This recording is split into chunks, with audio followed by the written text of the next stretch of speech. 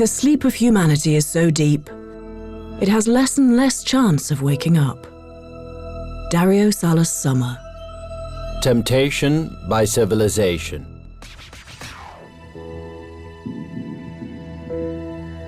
In 2012, a Russian Federation government project approved a list of 100 books by foreign authors recommended for self-improvement. A book by this great Chilean thinker is on this list. It means that in the near future, hundreds of thousands or even millions of Russians will read his book, Morals for the 21st Century. Let's see what Dario Salas Sommer writes about.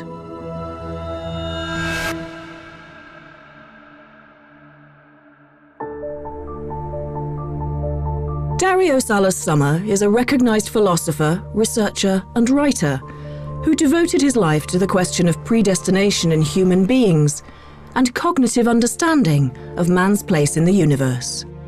These eternal questions are directly relevant to both the individual and humanity as a whole. These are the questions that the philosopher wants to draw our attention to.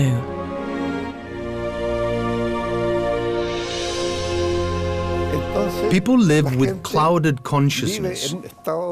They lack deep understanding of themselves and the reality surrounding them. This is our problem. This is the problem of humankind. Our consciousness lacks depth. It's like driving a car through a deep mist. You can see the road, but at the same time, it's not clearly visible. There is something wrong with this world. I had this idea even in my childhood. The reality that surrounds me seems strange, and people's laws seem suspicious and wrong. People live their lives according to laws. What laws dictate our deeds? What determines our opinion, our judgment?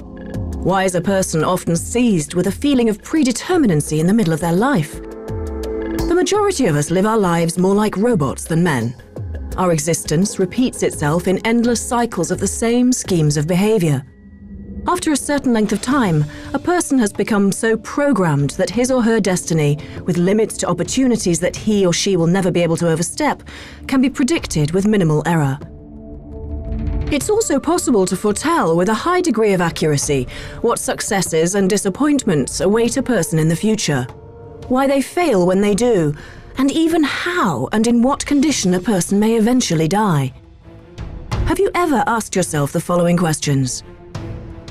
Do I live my own life? How long ago did I experience a real, sincere joy, satisfaction, understanding of the sense and purpose of my existence?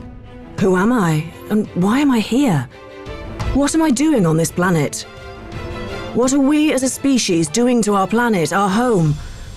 What's the world coming to, and what am I coming to with it?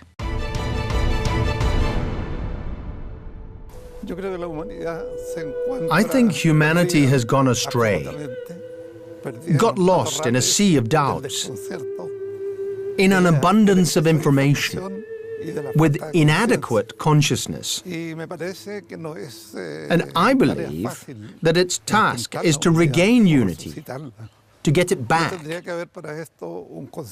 isn't easy. It will demand great endeavors from the best minds on our planet. All the serious-minded people say that our civilization is at a critical point at the moment. Human civilization is in danger. It's not just that we have accumulated lots of weapons and garbage and practically destroyed the environment, but the main disaster is that we have destroyed our consciousness. You see it everywhere you look. People have entirely lost the responsibility for what they do. You know, I think that the problem is a lack of love inside us.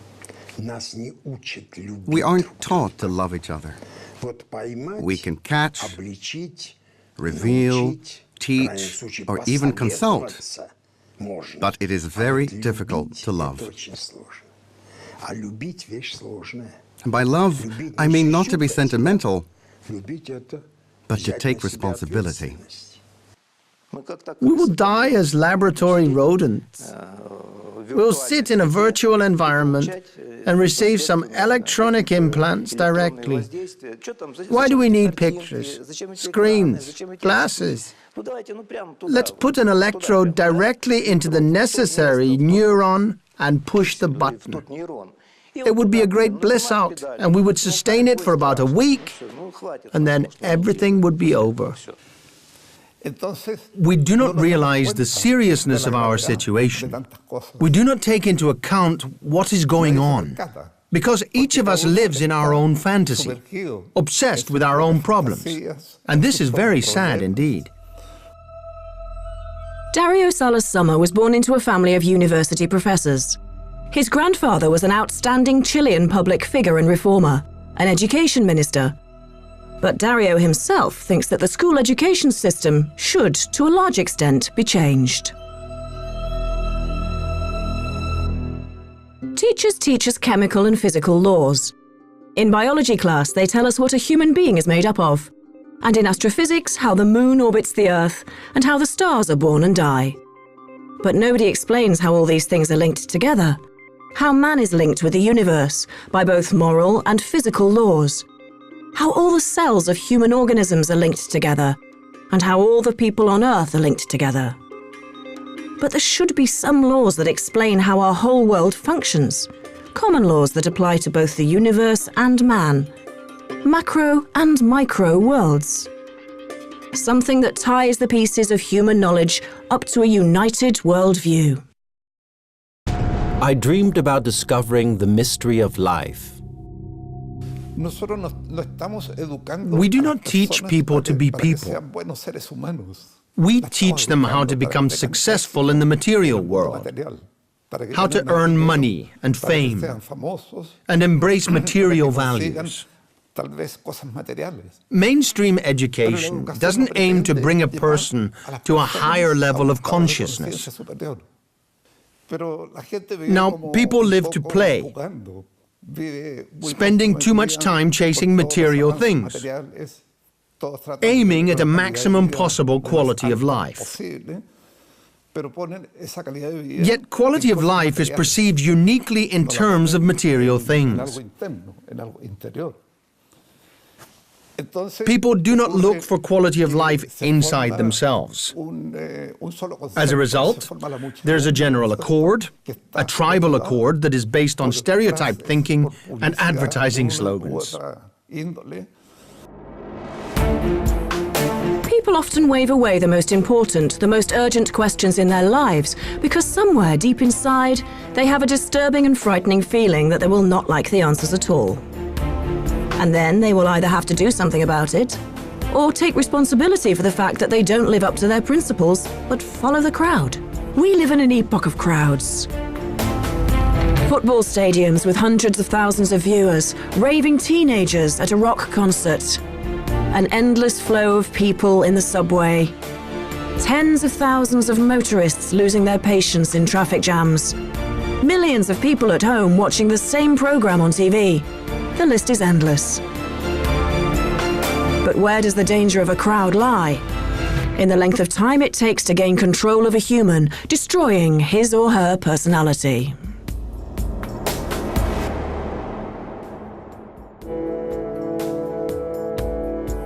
Each of us is part of a psychological mass to a greater or lesser degree, which is not capable of critical appraisal and which loses the sense of responsibility for its deeds and words. It seems to you that you think and make decisions, but actually you're being influenced. If you are sure that you can control your own thoughts, try to think about nothing for a minute. It's practically impossible. A person in the modern world is just a puppet. Who manipulates them? Television. A huge power which unifies and unites people into a crowd. It's the most powerful hypnotizer. It's perfected the main means of hypnosis, usage of bright visual stimuli with moving objects and endless blinking, plus monotonous repetition of phrases. To what extent is the amount of information for our perception bigger now? To what extent is the tempo of this perception quicker? I think it's not tens, but rather hundreds of times bigger. I mean, the volumes and flows of information. It's variety, and variety not in the meaning of black and white and colored or sound. It's a multimedia formation that, figuratively speaking, strikes the ear and the eye. It's hundreds of times bigger than, for example, just 50 years ago. That's why we can ask now if such a flow and the tempo of information influences our mental processes. In my opinion, it influences them very much. We do not know how much information the human brain can take in, but it is completely obvious to me that there is a limit. Yet every day we are bombarded with information, constantly, incessantly. It's like a man who eats so much that the food just cannot be digested properly. He blows up like a balloon and finally bursts. If we're talking about information, a person simply gets lost in it and cannot see the wood for the trees. In the world where children fall under the influence of television, talk about personal freedom is mostly lies. One ancient philosopher said, "I think, therefore I am." To my mind, he was wrong. No one thinks for themselves. The information we absorb does it for us. A modern person receives an enormous amount of information every day, 90% of it negative. Good news doesn't make the ratings. If you want to attract viewers' attention, use sex and violence in your story. If you want to attract more attention, use more sex and violence. The rules that are used by modern media have existed for decades. Sponsored news, propaganda, advertisements. These are things that we and our children absorb like sponges. We don't question this endless flow of mud, blood, vulgarity, and blatant lies. We should bear in mind that our brain remembers everything that comes its way. What it has smelt, what it has seen, what it has heard, what it has touched or thought. Absolutely everything gets filed away. In our modern lives, we are constantly busy with the flow of information. We are bombarded by it all the time. This is not harmless. Everything stays with us. Our brain is not a colander, where the important bits stay and the rest drains away through the holes into the sink. Everything is stored inside our brain. The more information we let in, the more effort is needed to keep it in order, to file it away in the right place, and to stop it negatively influencing us. It sounds like we feel sorry for ourselves, doesn't it? How does this information get into our brain? Not through the consciousness, but through the subconscious. In fact, how do the best advertising agencies work? Those, for example, involved in a presidential campaign. They try to make their appeal deep in the brain of the electorate. And to do that, their message needs to go through the subconscious. As a result, we stock meaningless information, real informational junk. This informational garbage prevents us from seeing the world as it really is. We need to escape from our chains and free our understanding. We immerse ourselves in these foul flows of information and we become used to it. What's it going to lead to? I remember when we saw the first films with some sort of violence in them. It was sometime in the 70s. There were some hooligans in the subway and a train, something like that. After the film, I went out shocked. I didn't want to live. I felt totally jaded for a whole week. Today, we are exposed to many such films and they don't affect us. Our sensitivity towards violence has absolutely deadened. The The influence of informational flow turns a person into an automaton, programmed with specific goals. Buy a new car every 3 years. Refresh your wardrobe each season. Take out a mortgage and pay back the cost of your apartment over 20 years. I consume and consequently I exist. That is the real motto of the world that we live in. The thing is, self-dependence, this basic chip, which in religion is called spirit, is lost. People do not have a connection with this part of themselves. To talk about taking independent decisions, when a person cannot control his emotions, his passions, it's just ridiculous.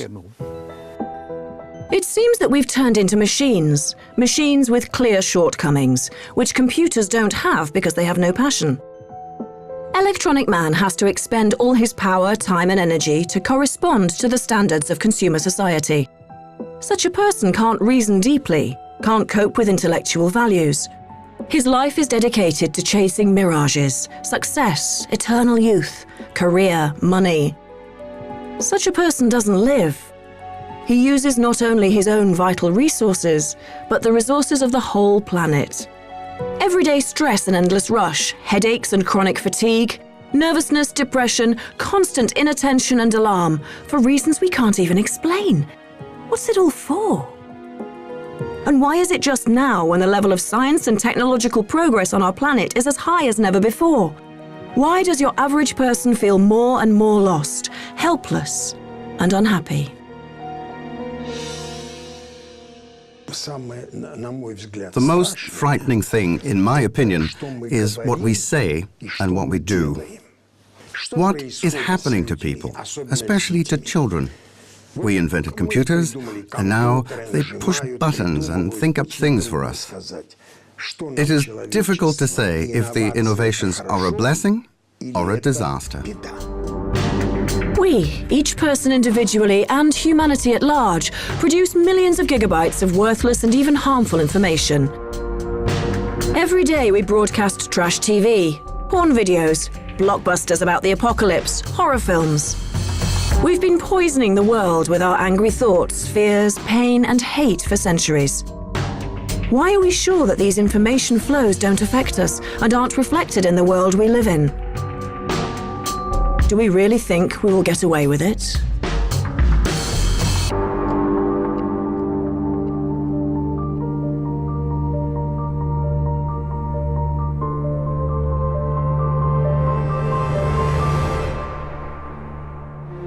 Ultimately, we're confused and lost. Already we're unable to see what's under our noses. We can't distinguish cause and effect, interrelationships that link our universe. We aren't able to see these connections. How's it happened to us? We're not open enough, not attentive enough to understand what is actually going on. I often think of the great scientist, Sir Arthur Ellington. He said that a person can see only what he has in his own consciousness. He's talking about perception. He claimed that a person does not truly see what is outside himself, but rather sees a sort of photograph created by his consciousness. Many people, many scientists share this opinion and believe that reality cannot be perceived directly, as each person is submerged in their own world. I always say that we can only see things that we understand, that we know, and in this there can't be any purity of perception. I tell you, if we see something, it's just because we've already known something about it. There are a lot of things here that we can't see, just because we know nothing about them.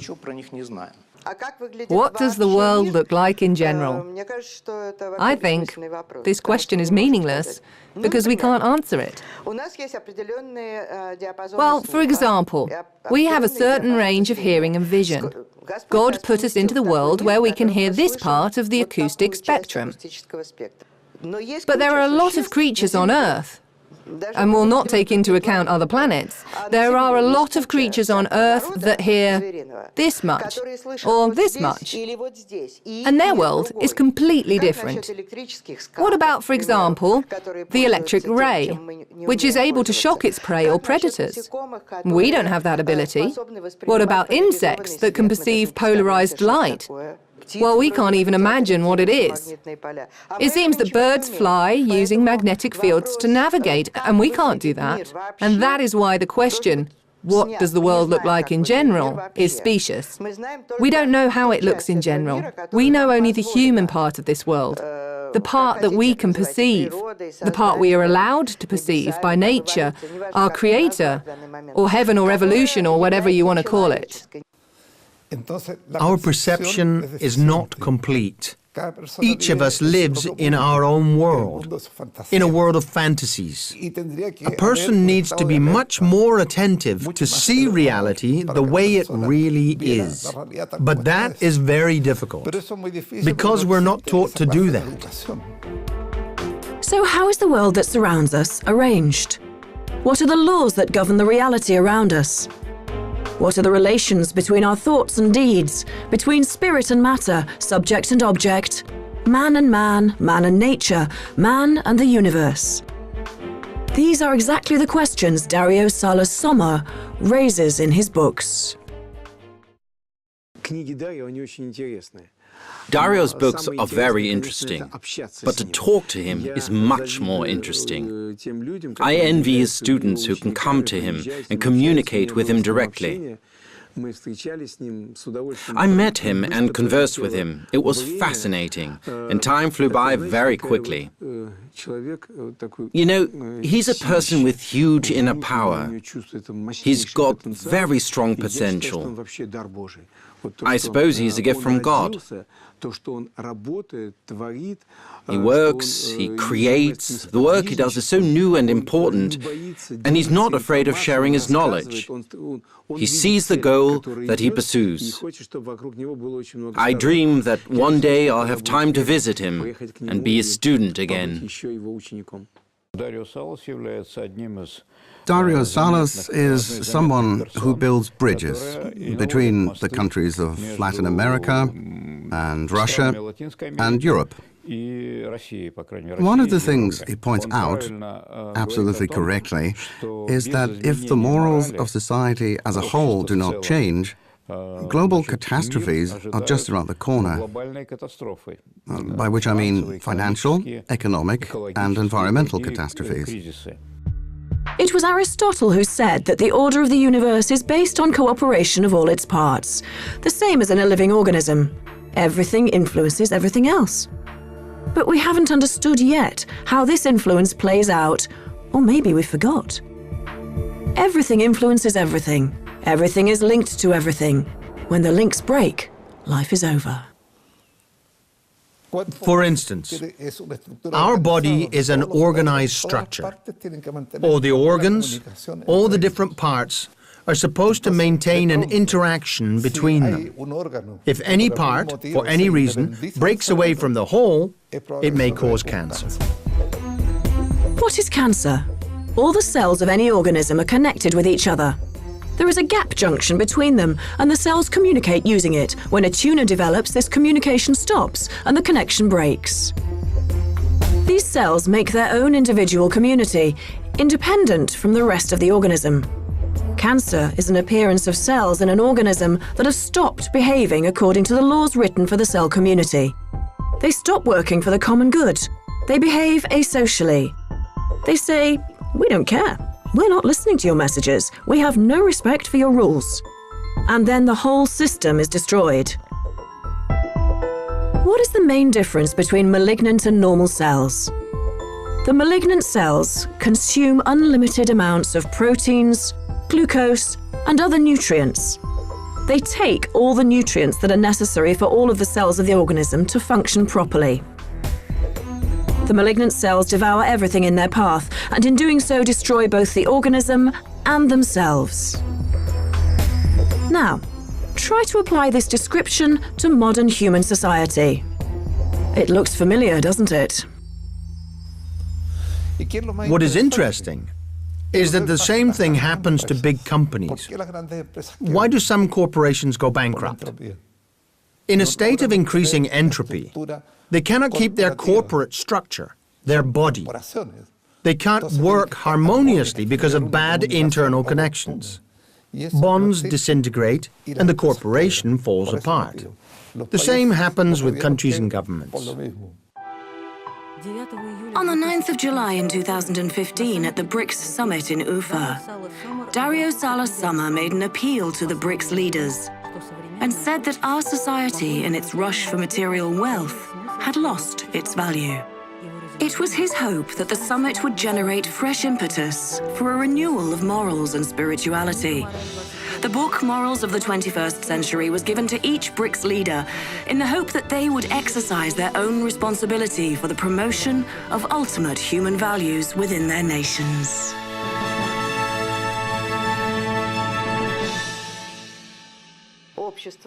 Society is a family where everybody's well-being depends on the deeds and actions of each member of the group. Whether we survive another 100 years or whether it all comes crashing down depends on the behavior of each of us. It depends exactly on the degree of organization of our consciousness. Generally, I'm surprised at humans' madness today. We don't have another territory. We don't have another planet where we can move to.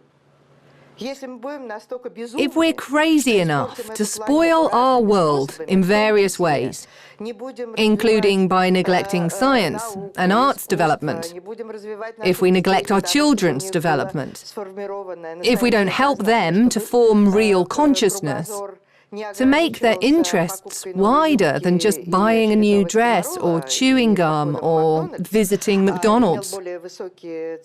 If we ignore all these things, it will soon be all over for us. You know, what really impresses itself upon me is that there are no thinkers in our world. They just do not exist. Furthermore, in ancient Greece, there were no universities, no degrees. In our modern world, we have lots of highly educated people with first-class degrees. But the world has never been in such a bad state with regard to brotherhood, community, and high moral values. So what's going on? Among the ministers and councillors from governments around the world are some of the finest graduates of the world's best universities. But they cannot make the world move in the right direction, cannot help people understand each other, cannot make the world a more harmonious place. But maybe the most frightening thing about what is happening today to our world, writes Dario Salas Sommer, is not the fact that people have lost the connection with each other, but that people have lost the connection to themselves.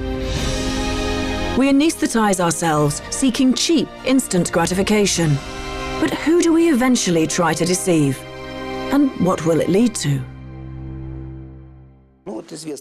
There is a known experience where a rat was implanted with an electrode that provides positive emotions. Soon it understood that it gets this positive emotion after pushing the pedal, and it stopped eating and drinking, and it only pushed the pedal, continually, until it died of starvation and exhaustion. Nature made us without such a pedal, such an electrode. Nature made no way for us to get positive emotions without cooperation with the environment. But man, having an ingenious mind, decided to evade this prohibition, this trick of nature, and thought up a shortcut. Why should I work hard for moderate gratification? I'd rather take a shot of some muck and then feel amazing. Let him do it. If he doesn't understand what he's doing, then it's all over for him. What should we do then? Where should we search for the answers? What can we rely on? And where do we look for guidance? We need to see reality as it actually is, to develop our capacity for perception, to aim at a higher level of consciousness. This is what I'm working on. It's what I do, what I am interested in. This is the key idea of my books. A man must delve deeper into his inner world. There are many more mysteries inside us than outside. But we're not used to studying them. Both at school and at college, we're taught to study things outside us. How is matter organized? What are the laws of motion of bodies outside us? And so on. But nobody teaches us to study what is inside. We are neither taught methods of this study, nor even tuned into the fact that there is an entire world inside us. I think the best that we can do is to try to discover ourselves. There is one thought that upsets me. A person discovers him or herself in the course of a lifetime. And when he or she finally starts to understand, more or less, how things work, their life is nearly over. Hopefully, the earlier people get to know themselves, the better it will be. Because it will give everybody the opportunity to adjust their behavior and to adjust to their place in this world. Salas takes as a premise in his modeling of society and in his discourses that the most important being is man, and everything man makes and does, and that the main task for man is self-perfection. I think that this is one of the most important elements of the ideology that Salas propagates.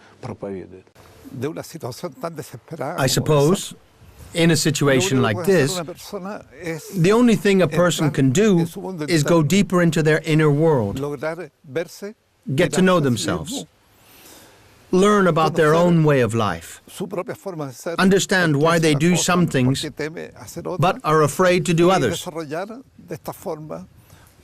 and thus arrive at a deeper understanding of life and learn better how to perceive the difference between fantasy and reality. If a person can heal themselves, it will solve not only their problems, but will address the problems of mankind as a whole. How can we find our way, our place in the world?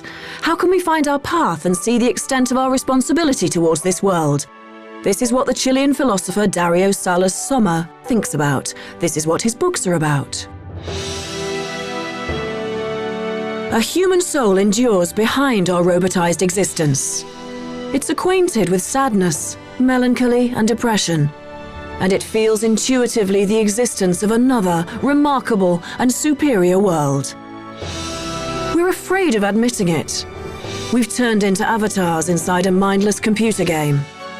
But from time to time, our real heart, still alive, starts to beat strongly, as if somebody inside us is sounding the alarm. Wake up! Look inside yourself. What are you doing? Look around and ask yourself, is that all I'm capable of? Is that it? Is that what I came into this world for? The sleep of humanity is really very deep. But there is still a chance to wake up, for the time being.